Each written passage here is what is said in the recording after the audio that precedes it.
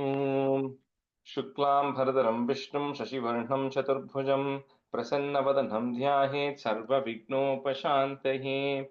ॐ सहना भवतु सहनौ भुनक्तु सह वीर्यं करवावहै तेजस्विनावधीतमस्तु मा विद्विषावहै।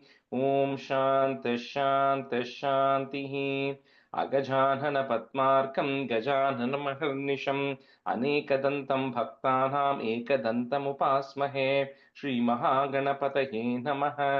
गुरवे सर्वलोकानां विषजे भवरोगिणां निधये सर्वविद्यानां श्रीदक्षिणामूर्तये नमः। अस्मद्गुरुचरणारविन्दाभ्यां नमः।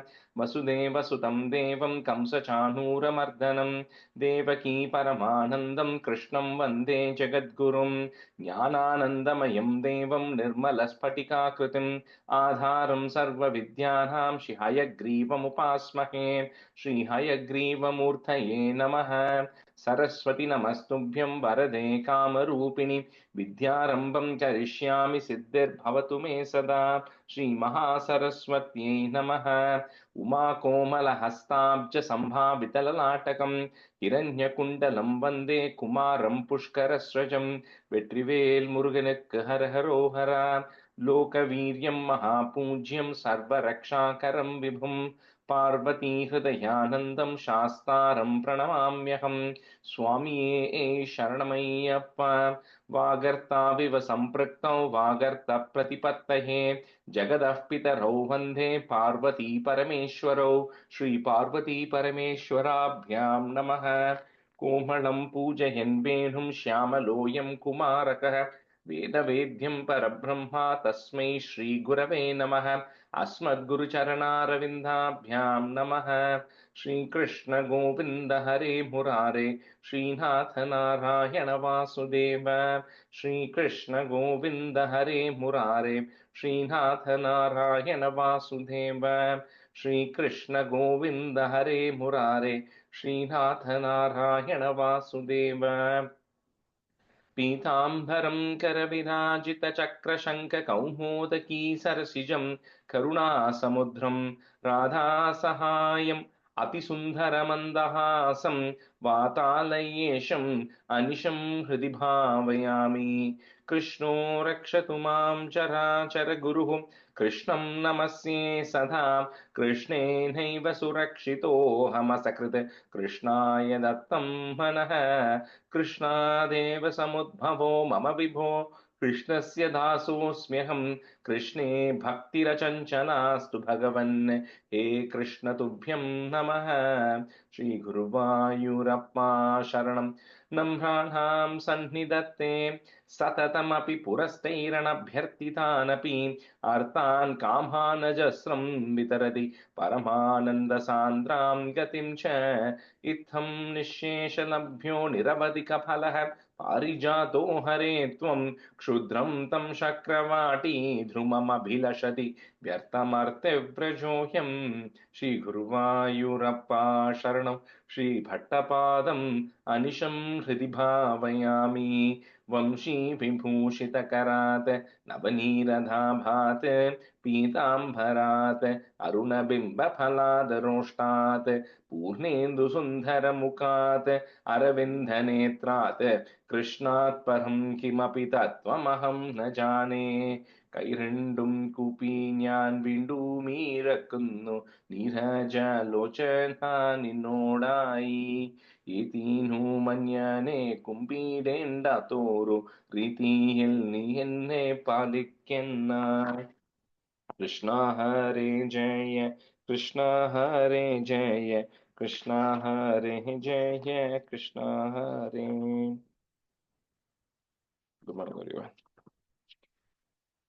I don't know where the others are, but anyway, we'll get started. All right, since we don't have many on the line yet, we'll just continue with the Dashakam 89. So I think we've done the first stanza. I have to say the meaning of that, and then we'll go with the stanza 2, right? Okay, Ritiji, Midlaji, you can be students for now. Okay, stanza 2, 89th. सद्यः प्रसादरुषितान् विधिशङ्कराधीन् केचिद् विभो निज गुणानुगुणं भजन्त्यः भ्रष्टा भवन्ति बत कष्टमदीर्घदृष्ट्या स्पष्टं वृकासुर उदाहरणं किलास्मिन्. So this in 89th chapter, right? This like I said, the title of this chapter is Vrikasura Vadavarnana, but it also has a couple of other things also. So it kind of little bit starts, the context of this starts with everybody. This is Parikshit. We all also think about it, but Parikshit also thinks of the same thing, saying that I'm doing all these prayers, I'm doing all of this chanting, I'm doing all this service, whatever you do, right? He says I do all this, but however I am not getting all the necessary material benefits, right? That is the first question that we all also have, right? When something goes wrong, we all think that. And Parikshit also asks, and Yudhishthira also asks Krishna the same thing, same kind of question. And Parikshit also asks a different question. He says that Lord Shiva is supposed to be an ascetic, which means like he's given up everything. He's a yogi. He has renounced everything. He's just wearing the tiger skin, right? And then he's just sitting. He doesn't have anything with him. But when devotees go worship Shiva, they get whatever they ask for. Like if you think of, Ravana's case, here, like Bhana's case, in a lot of these cases, they worship and they get whatever they want. They even get it from Brahma also. But Mahavishnu, who is Sripati, who is the husband of the Lord of the goddess of prosperity, when people worship Narayana, they don't get any of these material things. So why is that? It's like a contradiction there, right? It's a paradox there. Why is that? That should not be the case. So that is the question that Parikshit is asking Shuka Brahman, and that's also the question which Yudhishthira is asking Krishna and all of those people. So this is again not to cause any confusion or anything here. You can worship absolutely whoever your Ishta Daivatam is. There is absolutely no rule saying you have to worship this Lord or you have to worship this Lord. At the end of the day, they are all expansions of the one supreme consciousness, right? So it's just taking different forms. That's the beauty of Sanatana Dharma. But however, the way it is categorized is Mahavishnu is somebody who's beyond material energy. So any material related things, if you want, generally, and that doesn't mean if you pay to Krishna, you will not get what you want. It's not that. But generally, they say that liberation is something that is granted by Mahavishnu. So if somebody is in the focus of who wants to get into that path of liberation, ends up generally following Mahavishnu and then getting blessings on that front. And Krishna also tells this to Uddhava also in Uddhava Gita, saying that when somebody gets very close to me or somebody is getting very close to me, then gradually they start seeing that all of their material things starts going down. So they reach a point where they start losing all these things. That doesn't mean that when you worship Krishna, you will lose all the material things. That means Bhagavan will remove all of these additional things which are distraction to you if he feels that is blocking you on the path of getting liberation or salvation, because you don't want, at the end of the day, you don't want to be attached to anything material. So by gradually removing it, he's conditioning you to be able to there without it, but nevertheless he makes sure he will take care of you, right? So that's a long conversation, but at the end of the day, you can worship any god, any goddess, or any form, right? That's not a problem at all. Each one just has certain path of how it is actually delivered. So then the second stanza, like that's what it says. People worship according to nija gunanu gunam, according to their own tendencies, right? They end up worshipping different gods and goddesses, which is absolutely fine. And the only thing they say is there are certain examples where somebody has gotten a quick boon from Brahma and Shiva, which has then come back to there are repercussions of it, right? And the examples we saw how Hiranyakashipu gets a boon. We saw the example of Bana getting a boon. We also got Ravana, and Jayadratha. All these people have gotten boons which end up causing harm to others. And one such example of this is the story of Vrikasura, which is that's how they're setting the stage for the story of what's going to come, which is going to start from stanza 3.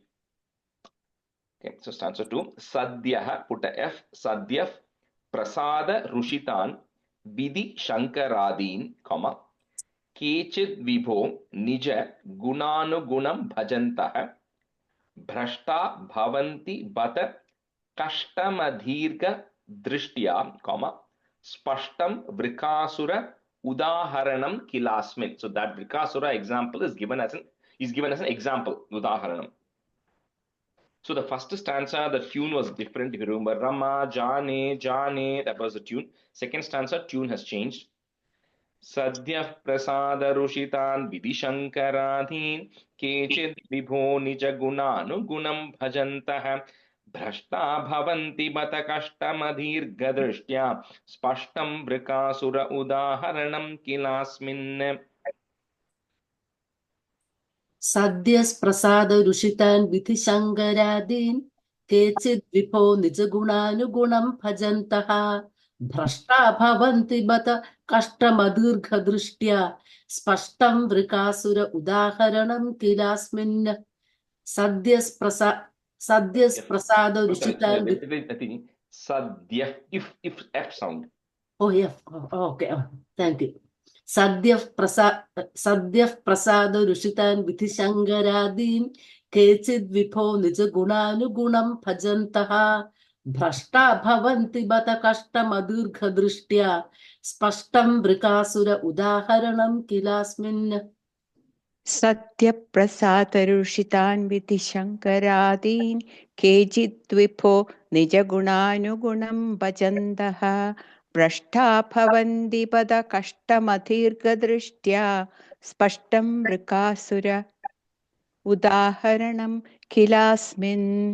सत्यप्रसादरुषितान् विधिशङ्करादीन् केचिद्विभो निजगुणानुगुणं भजन्तः भ्रष्टा भवन्ति पत कष्टमदीर्घदृष्ट्या स्पष्टं वृकासुर उदाहरणं किलास्मिन्. Stanza 3, tune changes here. शकुनिजः स तु नारदमेकधा त्वरिततोषमपृच्छदधीश्वरं स च दिदेश गिरीशमुपासितुं न तु भवन्तमबन्धुमसाधुषु. So there was a person as a demon or a asura called Vrika. It's called Vrikasura because he's an asura. That Vrika was the son of a Shakuni, not the Shakuni from Mahabharata, some other Shakuni. So he was the son of Shakuni. So once he meets Narada, he was a very powerful asura. So he once meets Narada and he says, I like any of these other people. He says, I want to become the strongest person, right? I want to get the most strength. So he asked, which of these trinities, who should I go worship? Right, so that I can actually get the strength instantly, as fast as I can. So Narada says, you know what, if you want, amongst all this, the three devas, Shiva is a Ashutoshi, he is the one who can be pleased very fast. So he says, you go worship, because Shiva will be the fastest one for you to get what you want. So, he says, Narada gives example of how Ravana, Bana, all these people, they chanted Shiva's glories and they were able to get a darshan of Shiva, and then, they were able to get what they wanted relatively faster. So, Shakunijaha, put the is Shakunijas, Satu Naradam Ekada, comma, Tvarita Tosham, you can break it that ma if you want, Tosham, Aprichad Adishwaram, you can break it that da if you want, Aprichad Adishwaram, Sacha Didesha Girisham Upasitum, comma, Natu. So the next word also I'm going to break it into three parts if you want. Bhavantam Abandhum Asadushu. Shakunija Satu Naradamekadha त्वरिततोषमपृच्छदधीश्वरं सचदिदेशगिरीशमुपासितुं न तु भवन्तमबन्धुमसाधुषु. शकुनिजः स तु नारदमेकदा त्वरिततोषमपृच्छदधीश्वरं स च दिदेश गिरीशमुपासितुं न तु भवन्तमबन्धुमसाधुषु. शकुनिजः स तु नारदमेकदा त्वरिततोषमपृच्छदधीश्वरं स च दिदेश गिरीशमुपासितुं न तु भवन्तमबन्धुमसाधुषु. शकुनिजः स तु नारदमेकदा त्वरिततोषमपृच्छदधीश्वरं अपृच्छ्यतदीश्वरं सजदिदेशगिरीशमुपासितुं न तु भवन्तमबन्धम् असाधुषु. Last word, Mudlaji. Bhavantam abandhum asadushu. भवन्तम् अबन्धुम् असाधुषु. Yeah. Thank you. शकुनि च स तु नारदमेकदा त्वरिततोषमप् अपृच्छ्यततीश्वरं सचदिदेशगिरीशमुपासितुं न तु भवन्तमबन्धुम् असाधुषु. And so forth. Again, this also tune changes, but then the tune is going to remain the same. So 1, 2, 3, 4, each of it is different chandas. Such as tapastaptva ghoram sakalu kupita saptamadhine shiraschitva sadyah puraharamupastapya puratah atikshudram raudram shirasi karadanena nidanam jagannathatvavre bhavati vimukanam kvashubhadihi.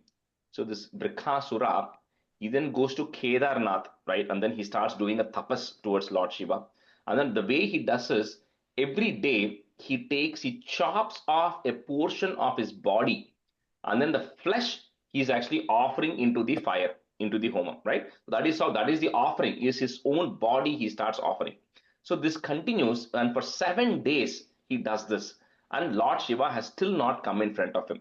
So on the seventh day, he gets frustrated about it, and then he takes bath in the holy water, and then what he does is he decides to chop off his head. So he decides, I'm going to offer my head as an offering, right? At least then let me see if Lord Shiva can come. So when he's about to do that, at that time Lord Shiva comes, right? And then Lord comes in front of him and says, okay, don't do all of these things. I'll do what is the boon that you want.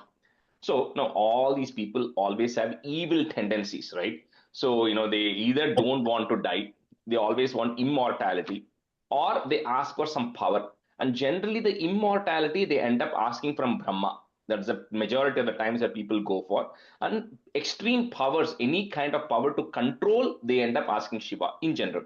So here Vrikasura says, I want power such that whosoever head I touch, that person should get burned to ashes. Okay, that is the what Brikasura is asking.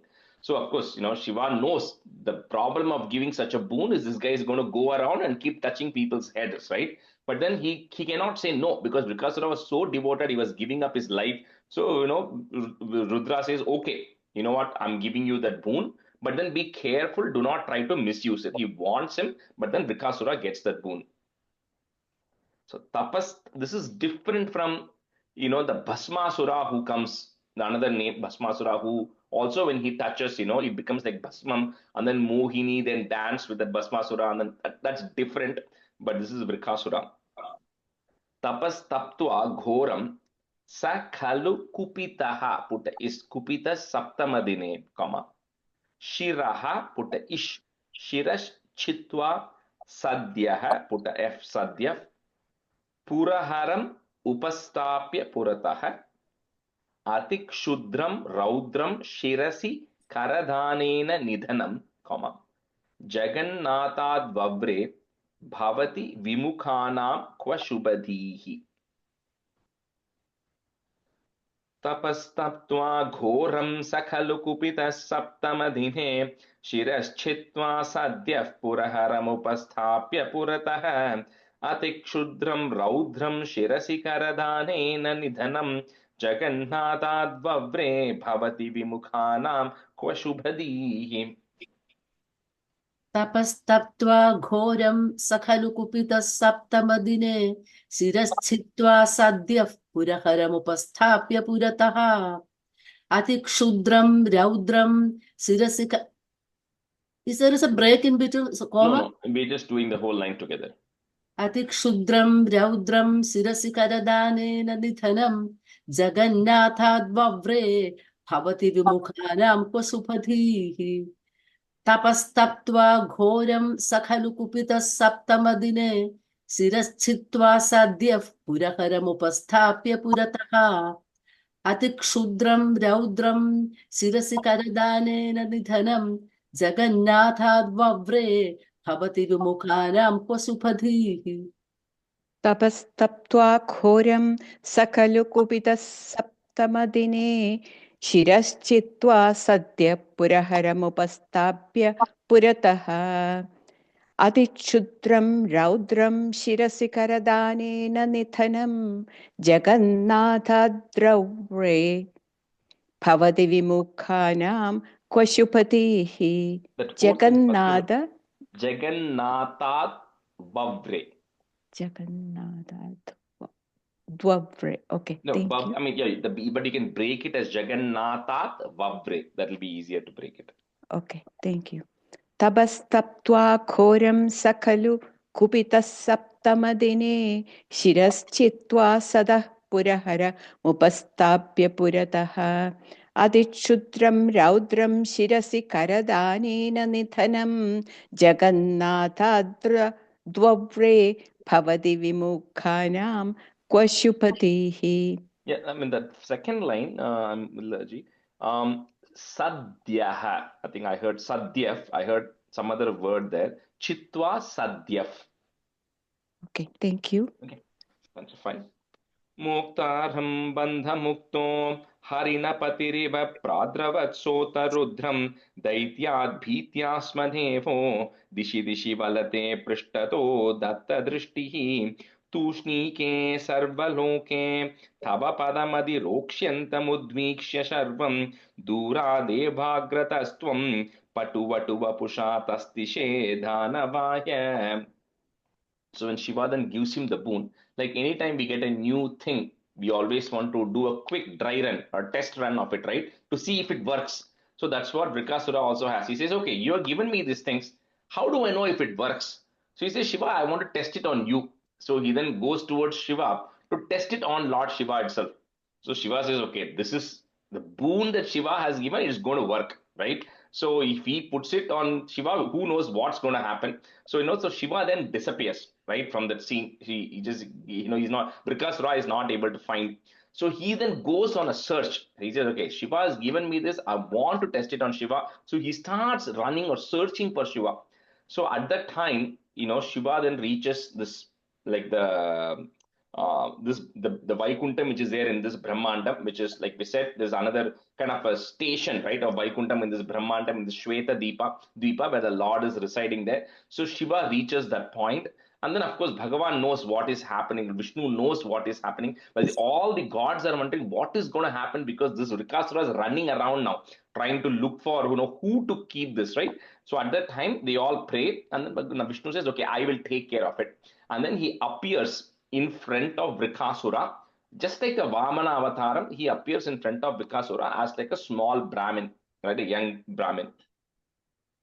Moktaram bandha mukto, comma, harina patiriva, comma, like he's giving example, sorry, not comma there, it continues. So he's giving the example, harina is like a lion.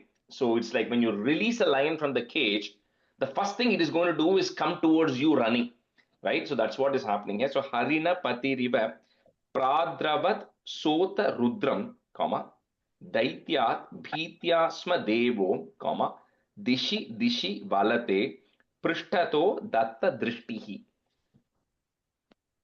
मोक्तारं बन्धमुक्तो हरिणपतिरिव प्राद्रवत्सोतरुद्रं दैत्याद् भीत्यास्मदेवो दिशि दिशि वलते पृष्ठतो दत्त दृष्टिः. मोक्तारं बन्धमुक्तो हरिणपतिरिव प्राद्रवत्सोऽथ रुद्रं दैत्याद्भीत्यास्मदेवो दिशि दिशि वदते पृष्ठतो दत्तदृष्टिः.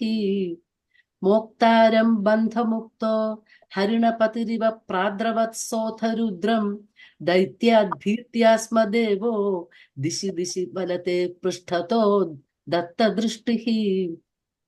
मोक्तारं बन्धमुक्तो हरिणपतिरिव प्रादवत्सोदरुद्रं दैत्यात् भीत्यास्मदेवो दिशि दिशि वलते पृष्ठतो दत्तदृष्टिः. मोक्तारं बन्धमुक्तो हरिणपतिरिव प्रादवत्सोऽथ दैत्यात् भीत्यास्मदेवो दिशि दिशि वलते पृष्ठतो. That first line, Mutlaji, Pradravat. Okay, the dra sound there. Pradravat. Pradra. Thank you. Tushnike sarvaloke, comma, tava padamadi rokshyantam. Okay, rokshyantam udvikshya. It will be easier to break it there. Rokshyantam udvikshya sharvam, comma, dura devagratastvam, comma, patu vatu vapusha tastishe danavaya. तूष्णीके सर्वलोके तव पदमदि रोक्ष्यन्तमुद्वीक्ष्य शर्वं दूरादेवाग्रतस्त्वं पटुवटु वपुषा तस्तिषे दानवाय. तूष्णीके सर्वलोके तव पदमथि तव पदमथि तव पदमथिरोक्ष्यन्तम् उद्वीक्ष्य सर्वं दूरादेवाग्रतस्त्वं पटुवटुवपुषा तस्थिषे दानवाय. तूष्णीके सर्वलोके तव पदमथिरोक्ष्यन्तमुद्वीक्ष्य सर्वं दूरादेवाग्रतस्त्वं पटुवटुवपुषा तस्थिषे दानवाय. तुष्णिके सर्वलोके तव पदमथिरोक्ष्यन्तम् उदीक्ष्य सर्वं दूरादेवाग्रतस्त्वं पटुवटुवपुषादस्तिषे दानवाय. तुष्णिके सर्वलोके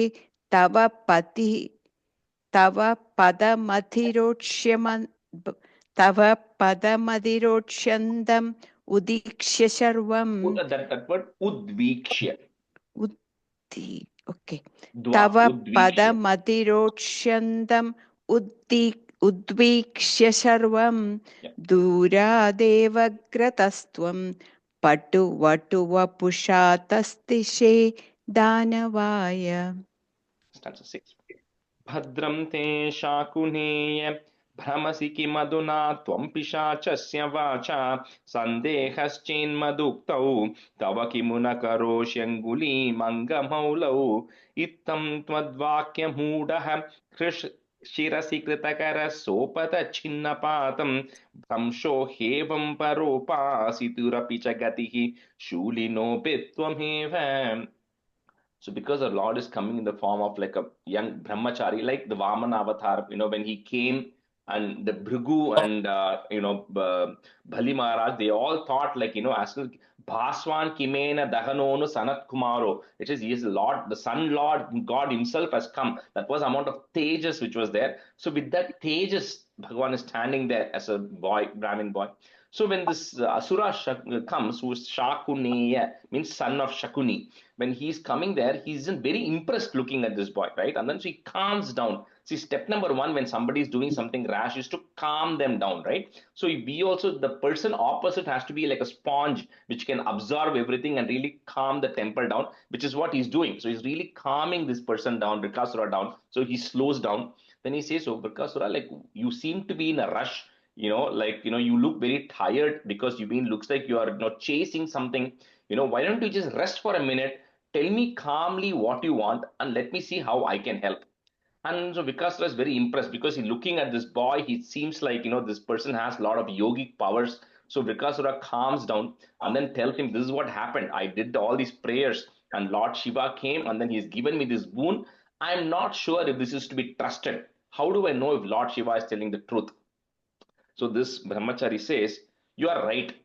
At the end of the day, Lord Shiva is an ascetic. He's surrounded by these ghosts and goblins. His ghost stays in the crematory. That's where Lord Shiva sits. So that's why Tom Pishachasya Vacha. How can you trust somebody who is like a mad person, right? He's saying the person who sits in the cemetery. How can you trust such people's words? Look at all the people who are surrounding him. They're never dressed properly. They're always wearing, all these old clothes. So you cannot trust. The Brahmachari says, I agree with you. You cannot trust. In fact, I'm super confident that it is not going to work. And she just slowly consoles him and tricks him by saying that you put it on your head, and if it's not going to work, then I will help you find that Shiva. right? And then you can make sure that, you do whatever you want to him. Somehow the Lord is, tricking him, and, and what happens because of that, this person, who's tricked into this because of the Maya of the Lord, ends up putting his own hand on his head, because to prove that, he is right and Lord Shiva was wrong, because he got tricked, and with that he goes and burns away. So this was the kind of the story of Brikasura in the context of saying that with Brahma and Shiva, the boons might come relatively easy. That doesn't mean tomorrow you sit for 7 days, you're going to get Lord Shiva in front, right? The amount of tapas these people do to even get that is extreme levels, right? But it's relatively easy. But what happens is sometimes these people misuse it, right? The people who get these boons end up misusing it, and because of which, it comes up eventually trying to hurt the rest of the world. So Bhadram te Shakuneya, comma, भ्रमसि किमधुना त्वं पिशाचस्य वाचा, सन्देहश्चेन्मदुक्तौ, तव किमु न करोष्यङ्गुलीम् अङ्गमौलौ. You can break it that ma. करोष्यङ्गुलीम् अङ्गमौलौ. भद्रं ते शाकुनेय भ्रमसि किमधुना त्वं पिशाचस्य वाचा सन्देहश्चेन्मदुक्तौ तव किमु न करोष्यङ्गुलीम् अङ्गमौलौ. भद्रं ते शाकुनेय भ्रमसि किमुथुना त्वं पिशाचस्य वाचा सन्देहश्चेन्मुदुक्तौ तव किमु न करोष्यङ्गुलीमङ्गमौलौ. भद्रं ते शाकुनेय भ्रमसि किमधुना त्वं पिशाचस्य वाचा सन्देहश्चेन्मदुक्तौ तव किमु न करोष्यङ्गुलीमङ्गमौलौ. भद्रं ते शाकुनेय भ्रमसि किमधुना त्वं पिशाचस्य वाचा सन्देहश्चेन्मथुक्तौ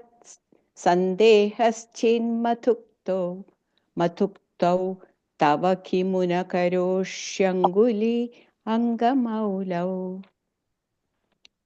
भद्रं ते शाकुनेय भ्रमसि किमधुना त्वं पिशाचस्य वाचा सन्देहश्चेन्मथुक्तौ तव किमु न करोष्यङ्गुली अङ्गमौलौ. इत्थं त्वद्वाक्यमूढः, शिरसि कृतकरः, पुट इस् कृतकरस्, सोपतच् छिन्नपातं, भ्रंशो ह्येवं, ह्येवं परोपासितुरपि, one word, परोपासितुरपि च गतिः, शूलिनोऽपि त्वमेव.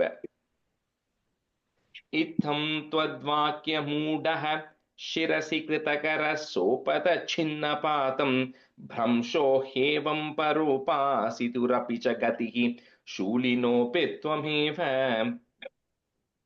इत्थं त्वद्वाक्यमूढः शिरसि कृतकरः सोपदच्छिन्नपातं भ्रंशो ह्येवं परोपासितुरपि स गतिः शूलिनोऽपि त्वमेव.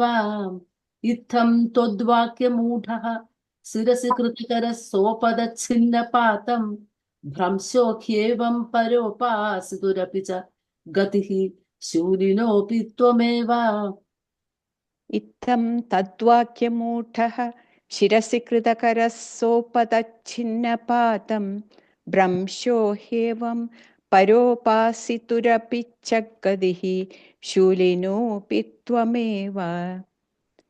इत्थं त्वद्वाक्यमूढः शिरसि कृतकरः सोपतच्छिन्नपातं भ्रंशो ह्येवं परोपासितुरपि च गतिः शूलिनोऽपि त्वमेव. 7. भृगुं किल सरस्वती निकटवासिनस्तापसाः त्रिमूर्तिषु समादिशन्नधिकसत्त्वतां वेदितुम् अयं पुनरनादरात् उदितरुद्धरोषे विधौ हरेऽपि च जिहिंसिषौ गिरिजया धृते त्वामगात्. So that Brikasura story is over. Then there's a second incident which is mentioned. So once, long time back, a lot of sages were performing, some sacrifices on the banks of the river Saraswati. They were all kind of assembled there. And one conversation came up is which of these deities, trinities, are, what is the kind of the, what do you call, the behavior of which other, who is the strongest? That was essentially the thing, right? Who is the most supreme? Who is the most sattvic of the devotees? That question came up. So they didn't know. Each one was saying one of the gods or goddess was the most sattvic, right? So at that time, Bhrigu, who was one of the main rishis, came out of Brahma. So Bhrigu says, I have access to all of these trinities. So let me go and actually do a test, right? And then he decides to go visit each of them to test them out. Now, you can commit an offense by three ways. One is you can commit an offense with your body, which means with your hand, with your legs, and all of those things. The second is you can also commit an offense with your mind and then also with your vak, right? With your speech. That's why we say kayena, vacha, manasa, indriya. In all these ways you can commit offense, right? So Bhrigu first goes to Brahma. And then Brahma is situated there. So Bhrigu, when he goes to Brahma, because he's come out of Brahma, and Brahma is always, you're expected to pay respects to Brahma. So what Bhrigu doesn't do is he doesn't bow down to Brahma, he doesn't glorify Brahma or anything. So what he does is with his mind, right, he is actually not acting, he's not surrendering to Brahma or bowing down to Brahma. So when he does this, Brahma gets a little surprised, or I wouldn't use the word angry here, but Brahma gets a little, little bit angry. Maybe that's the closest word I can think of. So as to why Bhrigu is actually doing this, but somehow Brahma is able to control himself, right? So Bhrigu then is able to figure out, okay, with my mind, I was able to tempt Brahma to think, right, why this person is not respecting me. So that he just to Brahma. Next, he goes to Kailasam. He goes to meet Shiva, and there he goes, and then with words he starts insulting Shiva. He says a lot of things, right? And then with that, Shiva also, again, like I said, not angry, but Shiva also gets a slightly disturbed with it, with the words that Bhrigu has said. However, Shiva has very good control over his power, so he then controls himself and nothing happens. So Bhrigu says, okay, I've been able to disturb Shiva a little bit with my words. And then finally he comes to Twamagat. He finally comes to Vaikuntham. So Bhrigum Kila Saraswati, long E, Nikata Vasinas Tapasaha. Put a visarga at the end of that line, comma, Tapasaha. Next line, the is goes away. Trimurtishu Samadishan Nadika. It's Samadishan and Adika, but that in and a becomes a double na there. So Samadishan Nadika Satvatam Veditum. I am Punaranadarad. So the way to break this will be Punaranadarad Udita Ruddha. You can break at that point. Udita Ruddha Roshe Bidhau, comma, Hare Picha Jihim Sishau Girijaya Dhrite Twamagat.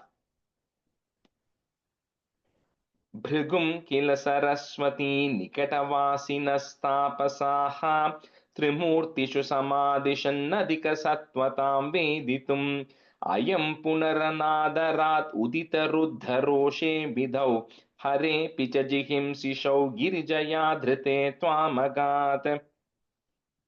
Bhrigum Kila Saraswati Nikatavasinastapasaha Trimurtishu Samadisannadika Satvatam Veditum Ayam Punaranadara Dudita Ruddha Roshe Bidhau Hare Picha Jihimsishau Girijaya Dhrite Twamagat. Bhrigum Kila Saraswati Nikatavasinastapasaha Trimurtishu Samadisannadika Satvatam Veditum Ayam Punaranadara Dudita Ruddha Roshe Bidhau Hare Picha Jihimsishau Girijaya Dhrite Twamagat. Bhrigum Kila Saraswati Nikatavasinastapasaha excuse me, Trimurtishu Samadishannadiga Sattvadam Veditum Ayam Punaranatarat Udita Ruddharoshe Vidhau Hare Picha Jihim Sishau Girijaya Dhrite Twamagat. Bhrigum Kila Saraswati Nikatavasinastapasaha Trimurtishu Samadishannadiga Sattvatam Veditum अयं पुनरनातरात् उदितरुद्धरोषे विधौ हरेऽपि च जिहिंसिषौ गिरिजयादृते त्वामगात्. सुप्तं रमाङ्कभुवि पङ्कजलोचनं त्वां विप्रे विनिघ्नति पदेन मुदोतितस्त्वं सर्वं क्षमस्व मुनिवर्य भवेत् सदा मे त्वत्पादचिह्नमिह भूषणमित्यवादीः. So next he goes to Vaikuntham, the Shveta where Lord Narayana is lying down right on the lap of Mahalakshmi, and then Bhrigu comes there. He walks straight up to Mahavishnu, and then he gives him a kick in the chest, right? Because the first one with Brahma was with mind, with Shiva was with words, and with Narayana he was testing with his body, with his leg. So he gives and kicks Mahavishnu in his chest. So at the time the Lord then wakes up, he then realizes that Bhrigu has come, and then he welcomes Bhrigu and says, first of all, I apologize for not realizing that you have actually come. It's my mistake. And then, like we've seen in all these examples of Krishna also respecting those high Brahmanas, so the Lord worships Bhrigu, washes his feet, welcomes him. So at this point, Bhrigu then is beginning to feel sorry because Narayana is asking him, I hope because of you kicking my chest, your feet doesn't hurt anymore. So let me press your feet. With that, he washes his feet and presses his feet. So at that time, Bhrigu realizes that what a sin he is committing by trying to test all these trinities, right? But then he also comes to the thing that Narayana is pure sattva guna. There cannot be an ounce of passion or an ounce of tamas in Mahavishnu. So that's what he comes. And in fact, Bhagavan says the Tvat Pada Chinnamiga. He says the place where your feet kicked me, that's going to become like a mark, right? That's a Shivatsa mark. It will become where it will always be remembered from people like Bhakta Dasaha, like he has said multiple times, that that I am only a slave or a servant of my devotees, and that will serve as a mark on my chest. Suptam Ramanka Bhuvi Pankaja Lochanam Twam, Vipre Vinignati Padena Mudoti Tastwam Sarvam Kshamaswa Munivarya Bhavet Sadame, Tvat Pada Chinnamiha Chinnamiha Bhushanam Ityavadihi. Bhushanam means like a decoration or an ornament. So it will become a decoration or an ornament in my body. Suptam Ramanka Bhuvi Pankajalochanem Twam Vipre Vinignati Padena Mudoti Tastvam Sarvam Kshamaswa Munivarya Bhavet Sadame Tvatpada Chinnamiha Bhushanamityavadihi. Suptam Ramanga Bhuvi Pangajalocanam Tvam Vipre Vinignati Padena Budothitastam Sarvam Kshamasva Munivarya Bhavet Sadame Totpada Chinnamiha Bhushanamityavadihi. Suptam Ramanga Bhuvi Pangajalocanam Tvam Vipre Vinignati Padena Mudothitastam Sarvam Kshamasva Munivarya Bhavet Sadame Totpada Chinnamika Bhushanamityavadihi. Suptam Ramanka Bhuvi Pankajalojanam Tvam Vipre Vinignati Padena Mutostitastvam Sarvam Kshamaswa Munivarya Bhavet Sadame Tvatpada Chinnamiha Bhushanamityavadihi. Suptam Ramanga Bhuvi Pankajalojanam Tvam Vipre Vinignati Padena Mutostitastvam Sarvam Kshamaswa Munivarya Bhavet Sadame Tatpada Chinnamiha Bhushanamityavadihi. That's a 9. Nishchityate cha sudrudham tvai baddha bhavaha sarasvata munivaradhadire vimoksham tvameva machyuta punaschuti doshahinam sattvochayaikatanumeva vayam bhajamaha.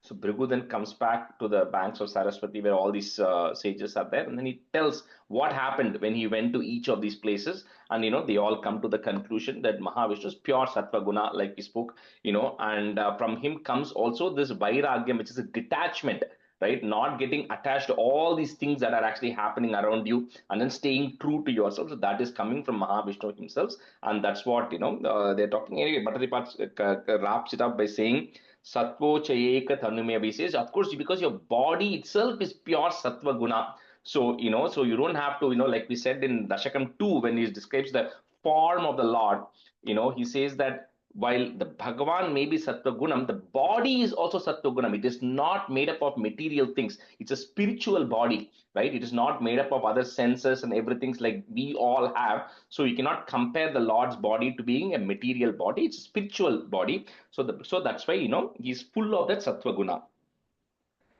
Nishchitya te cha sudridham tvai bhaddha bhavaha, saraswata munivara dhadire vimoksham tvamevam achyuta punaschuti dosha heenam, satvochayaika. That's one word. Double it and double ch coming. Satvochayaika tanumeva vayam bhajamaha. निश्चित्यते च सुदृढं त्वयि बद्धभावाः सारस्वता मुनिवराधदिरे विमोक्षं त्वामेवमच्युत पुनश्च्युतिदोषहीनं सत्वोच्चयैकतनुमेव वयं भजामः. निश्चित्यते च सुदृढं त्वयि बद्धभावाः सारस्वता मुनिवरादथिरे विमोक्षं त्वामेवमच्युत पुनश्च्युतिदोषहीनं सत्वोच्चयैकतनुमेव वयं भजामः. निश्चित्यते च सुदृढं त्वयि बद्धभावाः सारस्वता मुनिवरादथिरे विमोक्षं त्वामेवमच्युत पुनश्च्युतिदोषहीनं सत्वोच्चयैकतनुमेव वयं भजामः. निश्चित्यते च सुदृढं त्वयि बद्धभावाः सारस्वता मुनिवरादथिरे विमोक्षम् excuse me, त्वामेवमच्युत पुनच्युतिदोषहीनं सत्वोच्चयैकतनुमेव वयं भजामः. निश्चित्यते च सुदृढं त्वयि बद्धभावाः सारस्वता मुनिवरादथिरे विमोक्षं त्वामेवमच्युत पुनच्युतिदोषहीनं सत्वोच्चयैकतनुमेव वयं भजामः. We'll switch halfway. Ravi, you can be a student, and Malini, you can be a student. Stanza 10.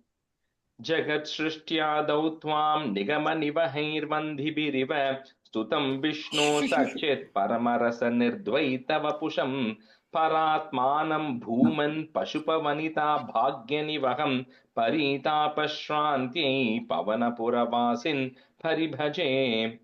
Just wraps it up by saying, Narayana, like even before Jagat Srishtiyadav, even before the universe was first came, even at that time, all these Vedas were actually defined to do stuti to you, right? So your stuti has been happening all the way from that time, and you are nothing but Satchit Parama Rasa. You are the supreme bliss consciousness from which everything has come. And one the beautiful thing, Pashupa Vanita Bhagya Nivaham. If you take all the good deeds of the Gopikas, right, of all the Pashu Gopas and the Gopikas, and you take all the good deeds and the punyam, and then you give it a structure, then that's you, right? That is your form, is nothing but the good deeds of the Gopa and Gopikas. O Pavana Puravasin or Guru Arpa, please eradicate all paritapa shanti, all the sorrows and the problems I have. Jagat Srishtiyadau Tvam Nigama Nivahair Vandibhiriva, Stutam Vishnu Satchit Parama Rasa Nirdvaita Vapusham. Nirdvaita means it's referring to Advaita, non-dual.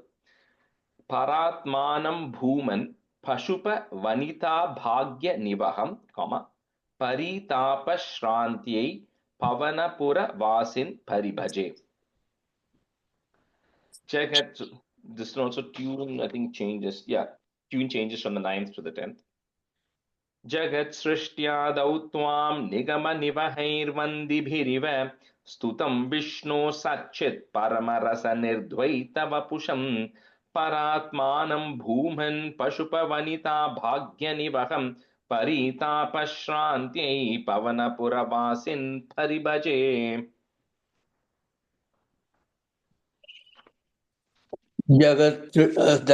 जगत्सृष्ट्यादौ त्वां निगमनिवहैर्वन्दिभिरिव स्तुतं विष्णो सच्चेत् परमरस द्वैतवभुषं परात्मानं भूमन् पशुभवनिता भाग्यनिवहं परिधावक्रान्त्यै भवनपुरवासिन् परिभजे. सृष्ट्यादौ त्वां निगमनिवहैर्वन्दिभिरिव स्तुतं विष्णो सच्चेत् परमरस वैरवपुषं परात्मानं भूमन् पशुभवनिता भाग्यनिवहं परिधावक्रान्त्यै भवनपुरवासिन् परिभजे. जगत्सृष्ट्यादौ त्वां निगमनिवहैर्वन्दिभिरिव स्तुतं विष्णो सच्चित् परमरसनिर्द्वैतवभुषं परात्मानं भूमन् पशुपवनिता भाग्यनिवहं परितापश्रान्त्यै पवनपुरवासिन् परिभजे. जगत्सृष्ट्यादौ त्वां निगमनिवहैर्वन्दिभिरिव स्तुतं विष्णो सच्चित् परमरसनिर्द्वैतवभुषं परात्मानं भूमन् पशुपवनिता भाग्यनिवहं परितापश्रान्त्यै पवनपुरवासिन् परिभजे. Krishnaya Parabrahmane Namaha. All right, we get into 90.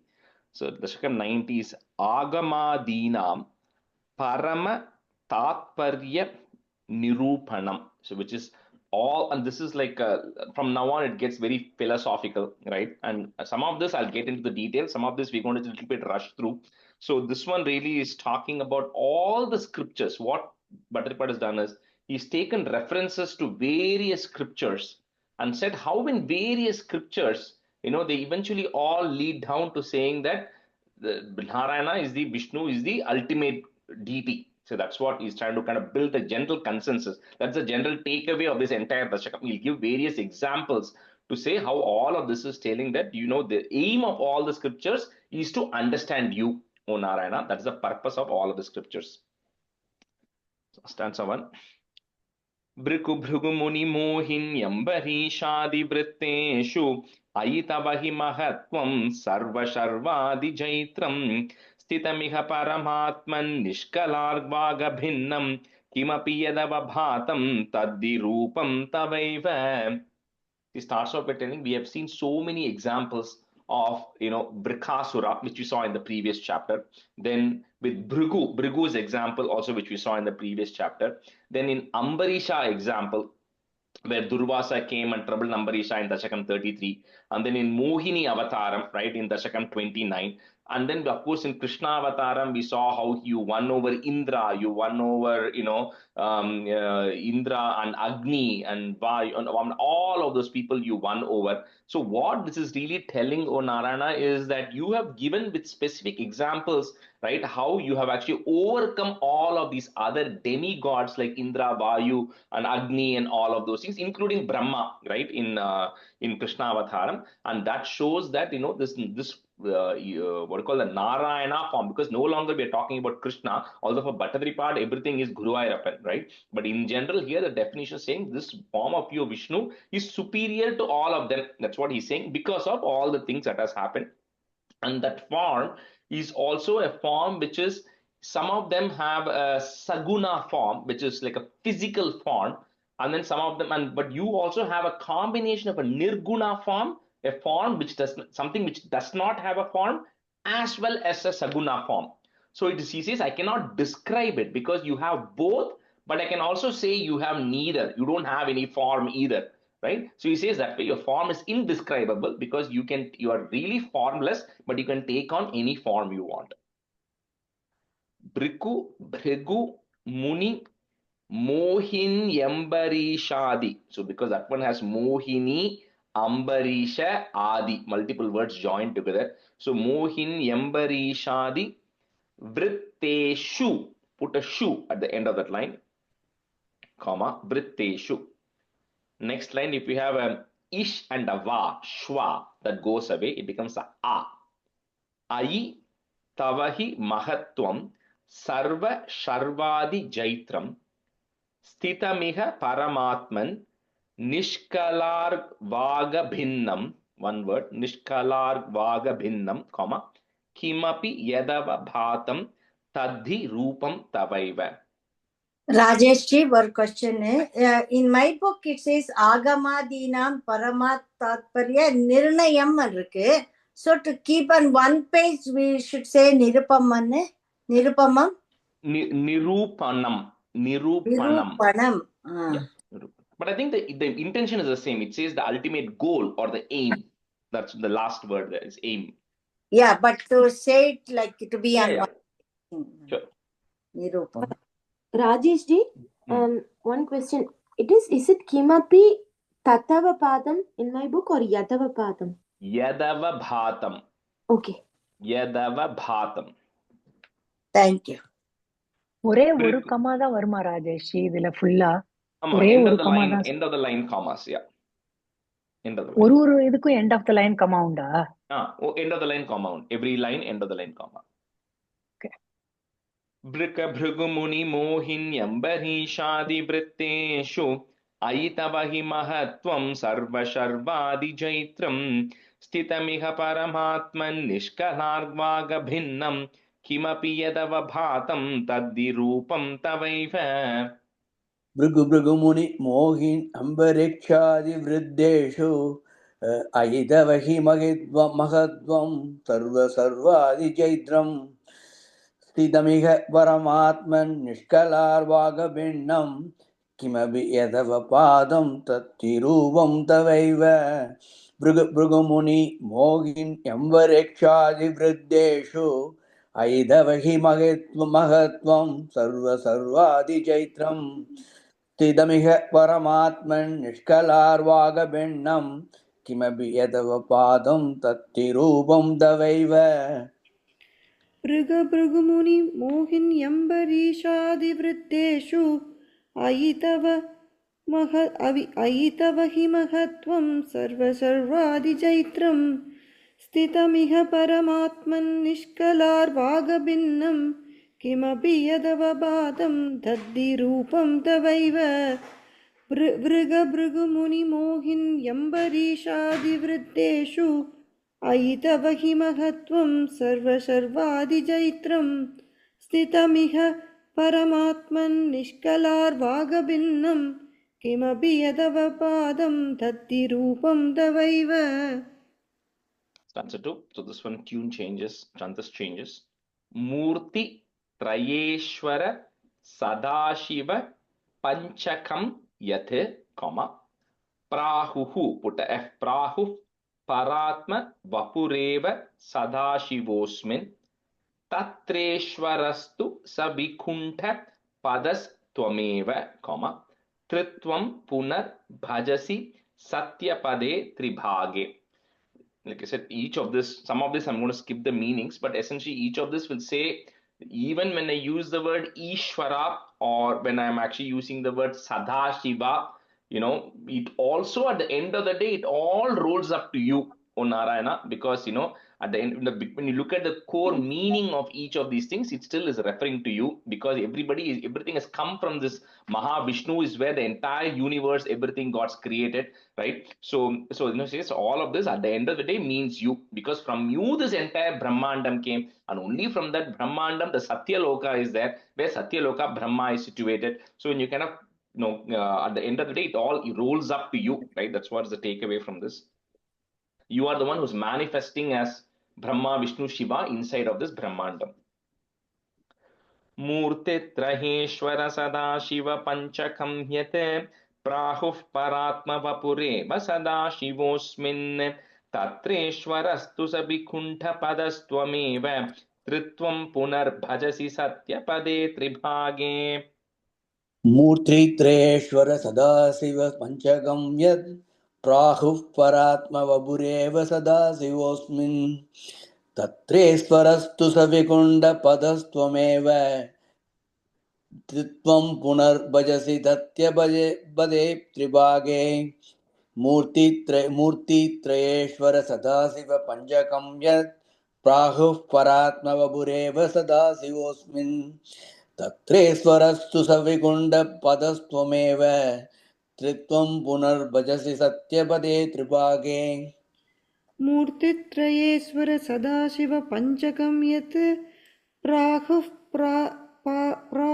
परात्म वपुरेव सदाशिवोऽस्मिन् तत्रेश्वरस्तु सविकुण्डपदस्त्वमेव त्रित्वं पुनर्भजसि सत्यपदे त्रिभागे मूर्तित्रयेश्वर Sadashiv पञ्चकं यत् प्राहुः परात्मवपुरेव सदाशिवोऽस्मिन् तत्रेश्वरस्तु सविकुण्डपदस्त्वमेव त्रित्वं पुनर्भजसि सत्यपदे त्रिभागे तत्रापि सात्विक tanum tava vishnumahuhu. Put a visarga at the end of that line, comma. Next line on dhatha, there is a ir that will go away. Dhatha tu sattva viralo rajasaiva purnaha sattvotkhatattvamapi. Sattvotkhatattvamapi, one word. Chasti tamo vikara, put a plus. Cheshtadi kancha tava shankara namni murthau. So I don't know if you all remember when we were talking Dashakam 5, Dashakam 6 on the creation of the cosmos and everything, where there was this Garbhodakashayi Vishnu from whom the entire Brahmandam came about.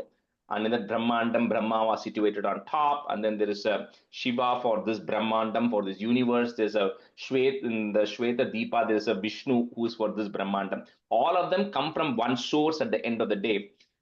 So here he's saying that one source, when it is forming these three personalities of Brahma, Vishnu, Shiva for this Brahmandam, someone who's pure Sattva Guna is the Vishnu, and then the one who has got a little bit of Rajas or passion because they have to create, right? The desire has to be there, becomes Brahma, and some who also has a little bit of Tamas, it becomes Shiva, because eventually Shiva causes the destruction of the entire Brahmandam to go into this Garbhodakashayi Vishnu. So anyways, he says this, all of these three are your own one energy at the end of the day. They just have different combination of these gunas. So based on that, they have different names of Brahma, Vishnu and Shiva based on the combination of the gunas.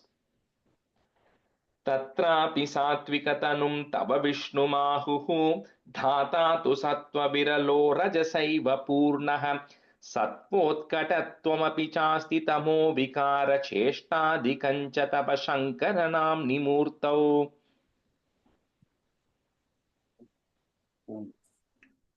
तत्राभिसात्विकतनुं त्व विष्णुमाहुः दाधातु सत्त्वविरलो रजसैव पूर्णः सत्त्वोत्कटत्वमपि सास्ति दमो विकारश्रेष्ठादिकञ्च तव शङ्करनाम्नि मूर्तौ तत्राभिसात्विकतनुं तव विष्णुमाहुः दाधातु सत्त्वविरलो रजसैव पूर्णः सर्वोत्कटत्वमपि सास्ति दमो विकारश्रेष्ठादिकञ्च दवशङ्करनाम्नि मूर्तौ तत्राभिसात्त्वविकतनुं तव विष्णुमाहुः दादादु सत्त्वविरलो रजसैव पूर्णः सत्त्वोत्कटत्वमपि सास्ति तमो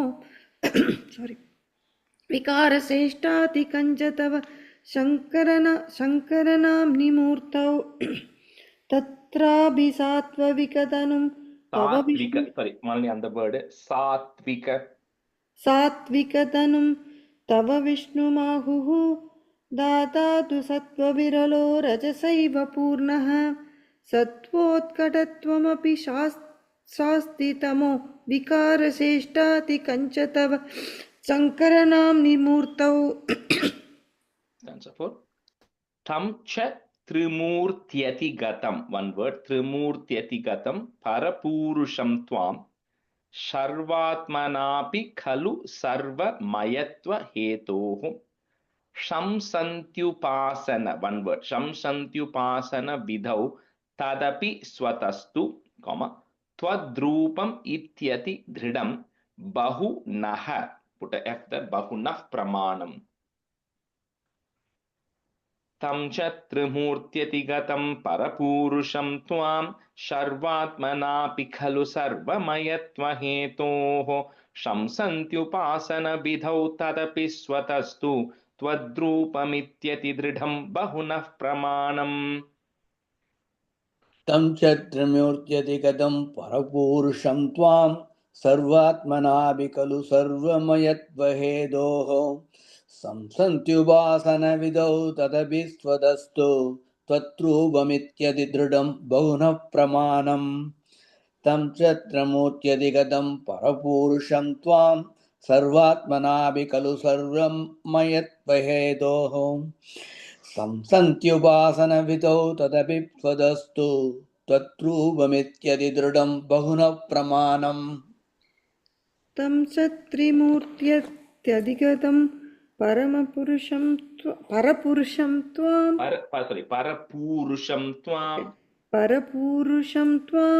सर्वात्मनापि खलु सर्वमयत्वहेतोः संसन्त्युपासनविधौ तदपि स्वतस्तु त्वत्रूपमित्यदिदृढम् इत्यति त्वद्रूपम इत्यति दृढम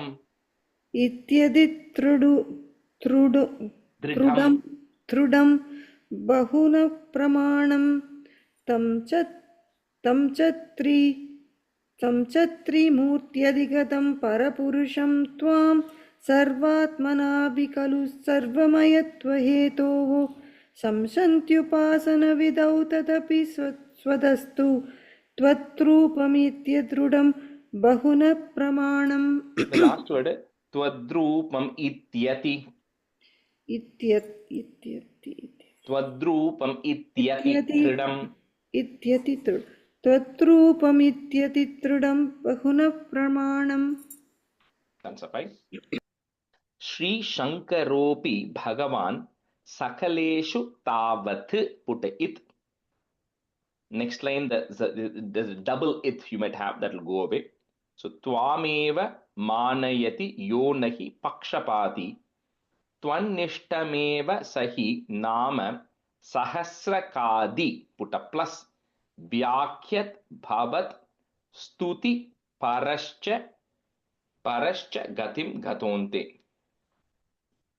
So some of this I'll say the meaning because it's interesting. So you all know about, he talks about Bhagavad Shankaracharya Bhagavad Pada, who says who believes in Advaitam, right? Shankaracharya was a true proponent of Advaitam also, but at the same time, he also established some great mutts and everything. We know that, right? He installed so many Devi temples all over the world. Chotanikara and Mukambika, all established by Shankaracharya. So, he says even that Shankaracharya, who's neutral party, so he doesn't prefer one god or goddess over the other. Even when he wanted to first write his commentary, you all probably know that story where he went to Kashmir because he wanted to write the commentary on Lalita Sahasranam. So he sends his student in, and then the student comes back because Kashmir used to be the library, and the student comes back with Vishnu Sahasranam. So he does this 3 times, and then he says, no, I want to write Lalita Sahasranam commentary, but the student always comes back with this. So then he wonders what is happening. Then the student says, every time I go in, there is a person who's manning that library. She always keeps giving me this, even though I'm asking for Lalita Sahasranam. So Shankaracharya takes this as an indication, okay, I need to first write the commentary on Vishnu Sahasranam before I start writing the commentary on Lalita Sahasranam. So again, what he's trying to say is even Shankaracharya, even at the very end, Bhaja Govindam also, where he also says, Geyam Gita Nama Sahasram, right? He says always worship and say Bhaja Govinda, always focus on Govinda. So Shankaracharya also always advocates for you, O Narayana, as a thing, although he's a neutral party. Like I said, all of this is praising Bhagavan. It doesn't matter which Bhagavan you worship. It really doesn't matter. But here, Bhattacharya part in this is talking about all these various examples of great scholars and yogis who have advocated the worship of Mahavishnu. So, Shri Shankaropi Bhagavan Sakalheshu Tavat Tvameva Manayati Yo Nahi Pakshapati त्वन्निष्टमेव स हि नाम सहस्रकादिव्याख्यद्भवत्स्तुतिपरश्च गतिं गतोऽन्ते ईशङ्करोऽपि भगवान् सकलेषु तावत् त्वामेव मानयत् यो न हि पक्षपाती त्वन्निष्टमेव स हि नाम सहस्रकादि व्याख्यद्भवत्स्थितिपरच्च गतिं गतोऽन्ते श्रीशङ्करोऽपि भगवान् सकलेषु तावत् त्वामेव मानयति यो न हि पक्षपाती त्वन्निष्टमेव स हि नाम सहस्रकादि व्याख्यद्भवत्स्तुतिपरच्च गतिं गतोऽन्ते श्रीशङ्करोऽपि भगवान् सकलेषु धावत् त्वामेव मानयति यो न हि पक्षपाती त्वन्निष्टमेव स हि नाम सहस्रकादि व्याख्यद्भवस्तुति परश्च गतिं गतोन्नते गतिं गतोऽन्ते गतिं गतोन्ते Yeah, the ante word is referring to even when Shankaracharya finally attained samadhi, when he finally gave up his body, he was thinking about you at the very end as well. श्रीशङ्करोऽपि भगवान् सकलेषु धावत् त्वामेव मानयति यो न हि पक्षपाती त्वन्निष्टमेव स हि नाम सहस्रकादि व्याख्यद्भवस्तुति परश्च गतिं गतोन्ते मूर्ति त्रयातिगमुवाच च मंत्र शास्त्र पुट प्लस स्यादौ कलाय सुषमं सकलेश्वरं त्वाम. So those two lines together. ध्यानं च निष्कलमसौ प्रणवे खलूक्त्वा, comma, त्वामेव तत्र सकलं निजगाद नान्यम.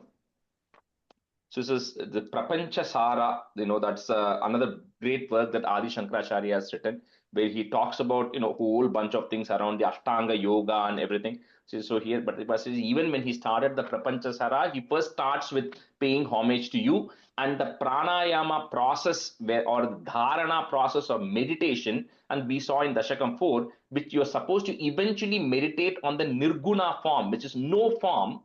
But to even get to that nirguna form, the form that is mentioned of what to think through is also your form, O Narayana. Your form is what the people tell. Even Shankaracharya has told you to meditate on before you get to the state of the nirguna form where you meditate on nothingness, right? And we saw that in Dashakam 4, also in the Ashtanga Yoga Varnam. And later on, there's a conversation that's going to happen between Krishna and Uddhava, where Krishna is also going to say that, right, on the form to be meditated. So he says that Sakala form of yours is what everybody uses for meditation, eventually leading to the nirguna form of meditation. So we just do one time, Ravi and Nikki, I want to finish this chapter.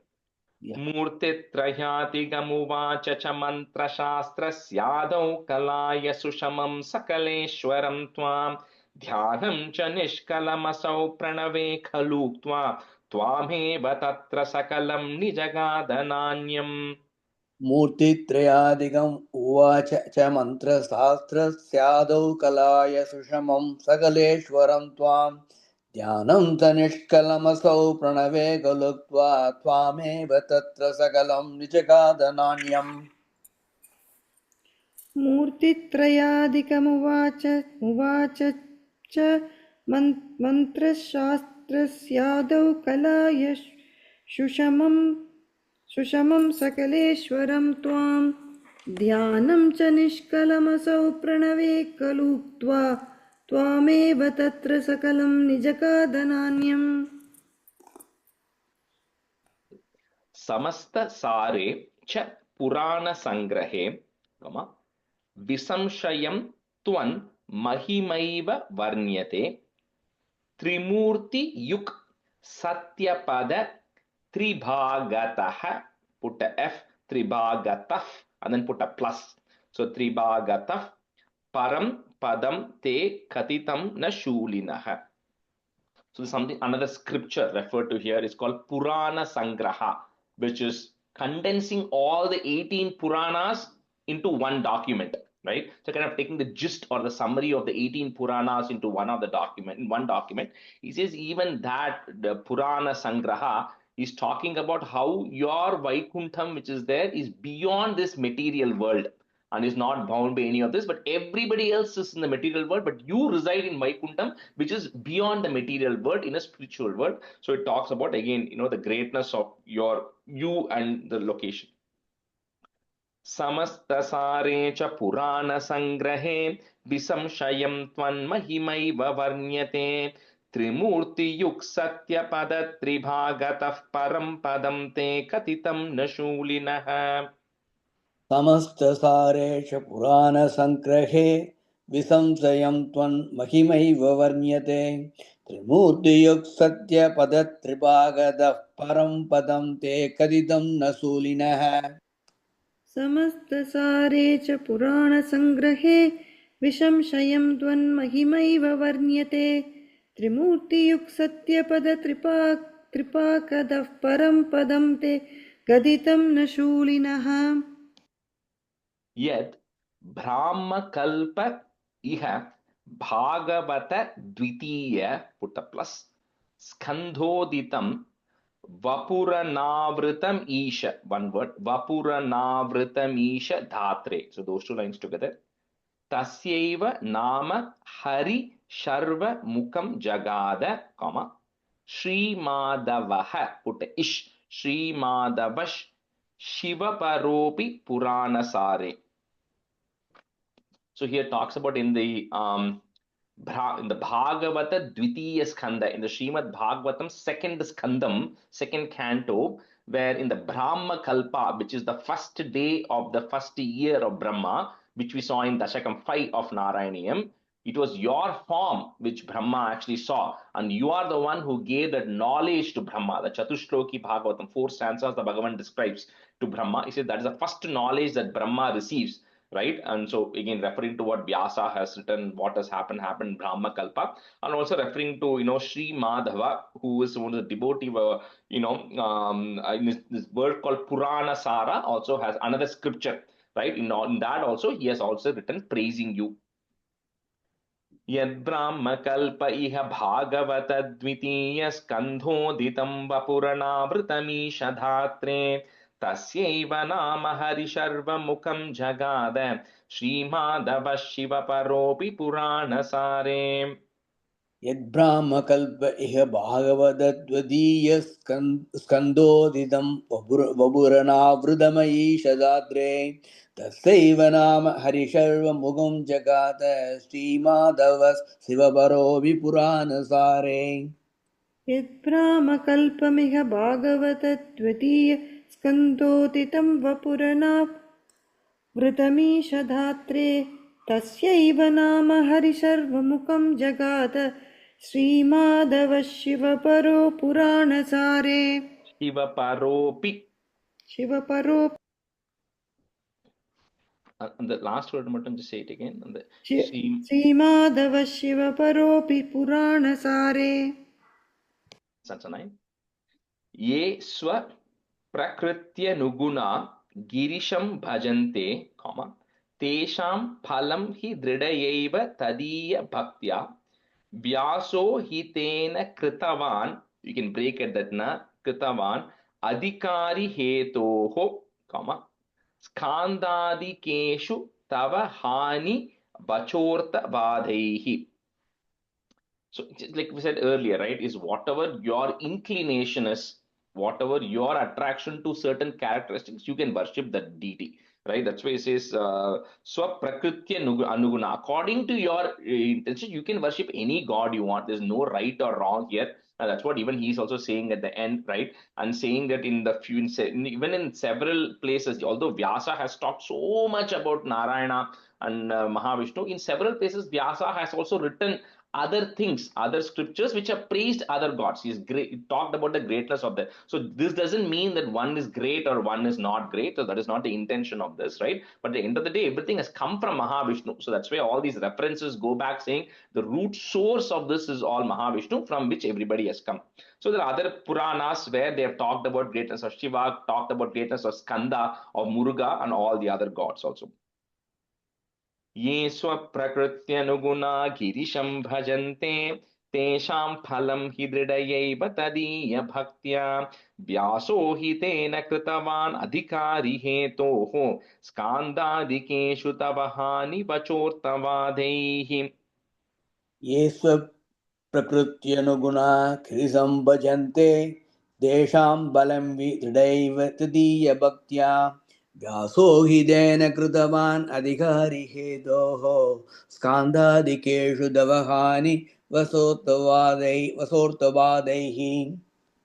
हे स्वप्रकृत्यनुगुणा गिरिशं भजन्ते तेषां बलं हि दृढयैव तदीयभक्त्या व्यासो हि तेन कृतवान् अधिकारी हेतोः स्कान्दादिकेषु तव हानि वचोर्दवादैः भूतार्थ कीर्तिर अनुवाद. You can break it that ra if you want. कीर्तिर अनुवाद विरुद्ध वादौ, comma, त्रेधार्थ वाद गतयः पुट इह गतयः खलु रोचनार्थाः स्कान्दादिकेषु बहवोऽत्र विरुद्ध वादाः पुट विसर्गान् comma वादाः. Next line, that is will go away.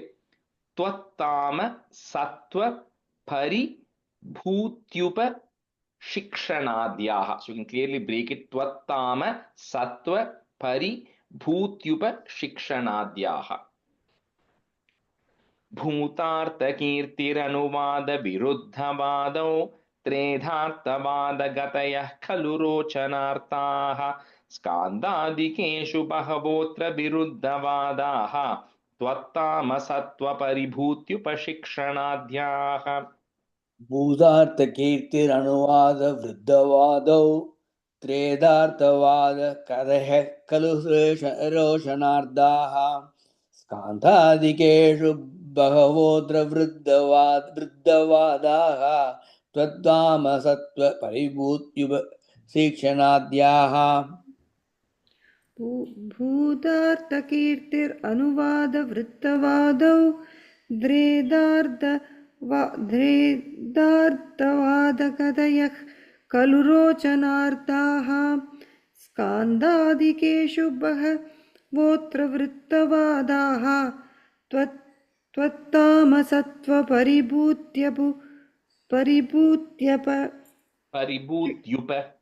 परिभूत्युप शिक्षणाद्याः. On the first line and the third line, the word that is coming, viruddha, double dha. So anuvada viruddha.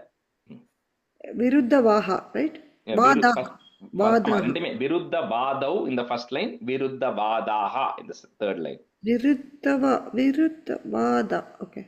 Okay, double dha, that's all. Okay. Stanza 11. यत्किञ्चिदप्यविदुषापि विभोमयोक्तं तन्मन्त्रशास्त्रवचनादिविदृष्टमेव व्यासोक्तिसारमय भागवतोपगीत क्लेशान् विधूय कुरु भक्तिभरं परात्मन्. Kind of wraps up by saying, I may have been, all these statements which have been made there, he's saying it's not statements that I made on my own or I created on my own. So I'm ignorant to all the things which are there, but I'm just repeating what others have said in other things, including what has been said in Bhagavatopagita, in Srimad Bhagavatam, whatever Vyasa has said. Those are the things I'm actually just kind of picking up, right? Select verses, select things, and then calling, which again talks about your greatness, talks about your excellences. So with this, please endow on me Bhakti Bharam. Please give to me extensive devotion towards you so that I don't lose that devotion towards you. So yet kinchidapya vidushap. Sorry, somebody had a question? Yet kinchidapya vidushapi. That's one word. Kinchid. If you want to break it, you can say kinchid apya vidushapi. That helps. Kinchid apya vidushapi vibho mayoktam, comma, tan mantra shastra vachanadhyabhi drishtameva. So dhya sound. Vachanadhyabhi drishtameva. Vyasokti saramaya bhagavatopagita, क्लेशान विधूय कुरु भक्ति भरम परात्मन्. यत्किञ्चिदप्यविदुषापि विभो मयोक्तं तन्मन्त्रशास्त्रवचनाद्यभिदृष्टमेव व्यासोक्तिसारमयभागवतोपगीत क्लेशान् विधूय कुरु भक्तिभरं परात्मन्. Ravi, 2 times चलिए. 2 times, okay. यत्किञ्चिदप्यविदुषाभिविभो मयोक्तं तन्मन्त्रशास्त्रवसनात्यभिदृष्टमेव व्यासोक्तिसारमय भागवतोपगीत क्लेशान् विधूय कुरु भक्तिपरं परात्मन्. यत्किञ्चिदप्यविदुषाभिविभो मयोक्तं तन्मन्त्रशास्त्रवसनात्यभिदृष्टमेव व्यासोक्तिसारमय भागवतोपगीत क्लेशान् विधूय कुरु भक्तिपरं परात्मन्. परं परात्मन्. परं परात्मन्. Bharam. Bhakti Bharam. Yeah, परं परात्मन्. परं परात्मन्. Yeah. यत्किञ्चिदप्यविदुषाभिविभो मयोक्तं तन्मन्त्रशास्त्रवचनाद्यभिदृष्टमेव व्यासोक्तिसारमय भागवतोपगीत क्लेशान् विधूय गुरुभक्तिभरं परात्मन्.